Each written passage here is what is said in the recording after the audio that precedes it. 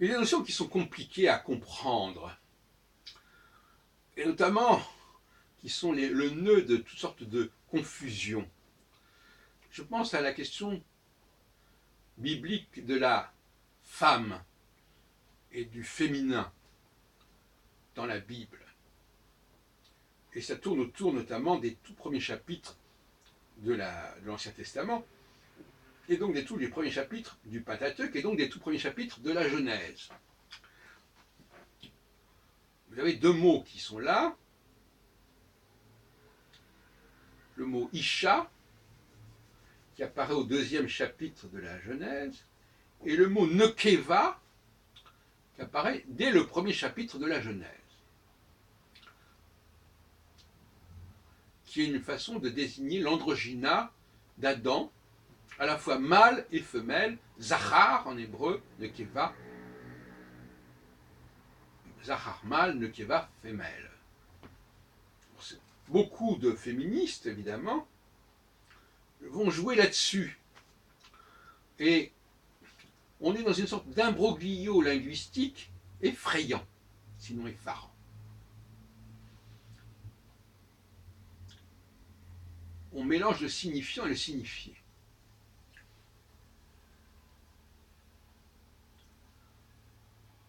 C'est-à-dire que l'on se fie aux traductions.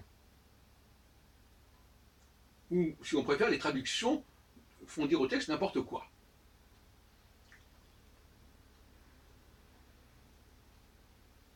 Le mot femme en français, en plus, est un mot confus, ambigu, puisqu'il désigne à la fois la femme par opposition à l'homme, mais il dit aussi l'épouse, l'époux. Aussi aujourd'hui, avec le mariage pour tous, qu'est-ce que c'est qu'un époux ou une épouse? Pas du tout la même chose. L'époux, le conjoint, c'est quelqu'un qui est joint, avec lequel on va s'associer. La femme au sens de la femme par opposition à l'homme, c'est encore autre chose. Et le masculin et le féminin, c'est encore autre chose. Surtout si on admet que l'homme, Adam, est androgyne, à l'instar de son créateur. Alors, la difficulté, c'est le passage du chapitre 1 au chapitre 2. Alors là, qu'est-ce qu'on ne doit pas entendre? On veut nous expliquer, par exemple, certaines... D'ailleurs, souvent, c'est une sorte de gesticulation et d'acrobatie effrayante. On veut nous expliquer, d'une part, que Adam a été créé homme et femme. Alors ça, ce sont ceux qui veulent nous faire penser que, au fond, dès le départ, Dieu a créé l'homme et la femme, ce qui est une lecture totalement biaisée du texte.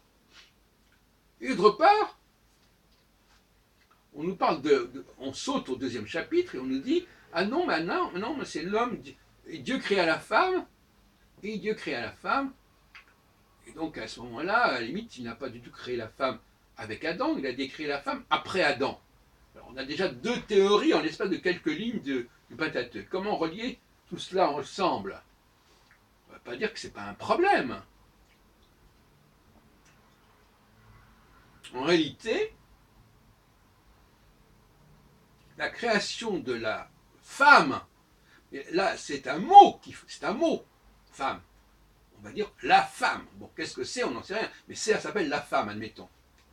Mais il vaut mieux encore employer le mot Isha. Isha. Qui est une déformation de Enoch, etc. Aleph Yud Shin. Il est dit. Alors, je ne raconte pas ce que j'ai raconté déjà dans plusieurs autres vidéos. Isha, elle s'appellera Isha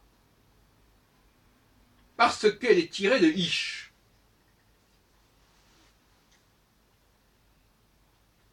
Déjà,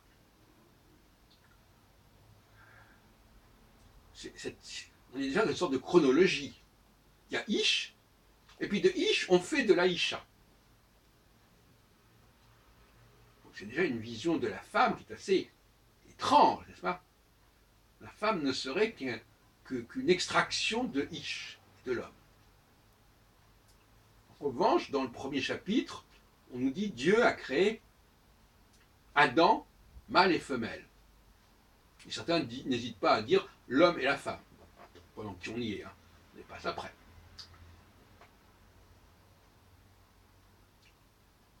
Voilà, donc déjà, en l'espace de quelques lignes, deux discours, comment on les relie entre eux, ça c'est une question. En réalité, ma lecture, c'est celle du troisième facteur neutre. C'est-à-dire, il y a l'androgyne, il est là, l'androgynat d'Adam, il est là, il est installé. Il est à la fois masculin et féminin. Qu'est-ce que ça signifie? C'est encore notre affaire. Et puis, Dieu, Elohim en l'occurrence, ou plus exactement Yahvé Elohim dans le chapitre 2. C'est notre sujet. Voyant que Adam n'est pas content des compagnons que Dieu lui propose et qui ont déjà été créés avant lui. Il dit, bon, ben, ça ne fait rien, on va créer quelque chose de nouveau pour toi. Et c'est là qu'il va sortir, extraire cette Isha de la chair et des os d'Adam, O-O-S. Et d'ailleurs, Adam est tout content, il dit, ah, voilà quelque chose qui est sorti de moi. Une sorte d'enfantement, en quelque sorte. Adam aurait accouché de la Isha, en fait, en vérité. C'est ce qui est dit dans le texte de la Genèse. Et c'est ce que Adam déclare. Quand une femme parle d'un enfant, il est sorti de ses entrailles, comme on dit d'ailleurs dans le christianisme. Jésus est les entrailles de Marie, il est dit. Bon, donc, nous avons cette Isha qui n'est pas le féminin d'Adam. Parce que certains voudraient déposséder Adam de son féminin au moment où cette Isha apparaît. Non, c'est autre chose. C'est une Ézer, c'est une aide, c'est une auxiliaire que Dieu entend proposer à Adam. Et donc on sait d'ailleurs qu'elle aura des effets bien fâcheux pour Adam.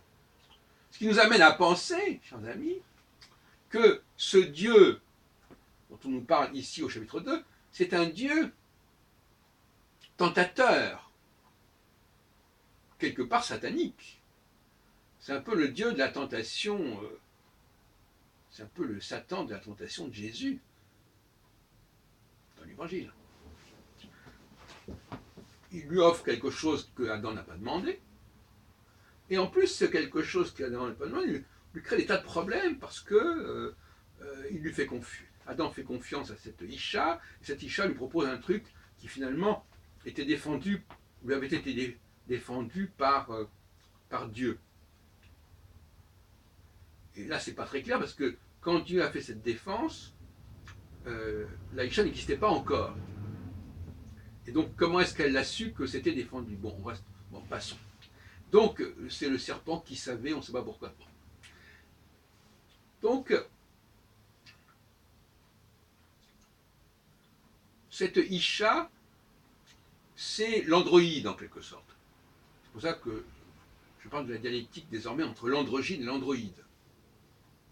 Il faudrait appeler la femme, parce que finalement c'est comme ça dont il s'agit, l'androïde. Androïde, ça veut dire littéralement en grec celui qui est sorti de l'homme. Andros, id. Idos, fils de. Comme dans Maïmonide, fils de Maïmon. Donc, ce sont les expressions qu'il faudrait employer. Le couple androgyne-androïde, qui correspond au chapitre 1 et chapitre 2 de la Genèse. On crée l'androgyne au chapitre 1 et on crée l'androïde à partir de l'androgyne au chapitre 2. Et ce que nous appelons la femme, c'est l'androïde. Puisque de toute façon, le féminin, il est à l'intérieur de l'androgyne. Il n'a pas une réalité extérieure. Il peut y avoir une manifestation, mais pas une réalité. D'où cette notion que l'androgyna est en rapport avec la physique quantique, puisque l'homme est capable de fonctionner sur plusieurs niveaux de conscience. Et c'est un peu ça la physique quantique. Et c'est pour ça que la physique quantique est étrangère au niveau le plus élevé aux femmes. Il n'y a aucune parmi les 15 principaux représentants de la physique quantique au XXe siècle, il n'y a aucune femme. Vérifiez dans les histoires. Donc,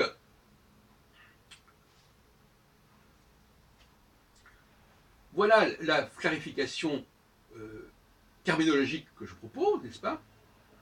Ne plus parler de l'homme, mais de l'androgyne. Adam et l'androgyne. Et celle qui va s'appeler Ève, elle ne s'appellera Ève qu'à la sortie, à l'expulsion du jardin d'Éden. Isha devient Ève à ce moment-là. Donc celle que l'on appelle Ève, la femme, c'est l'androïde.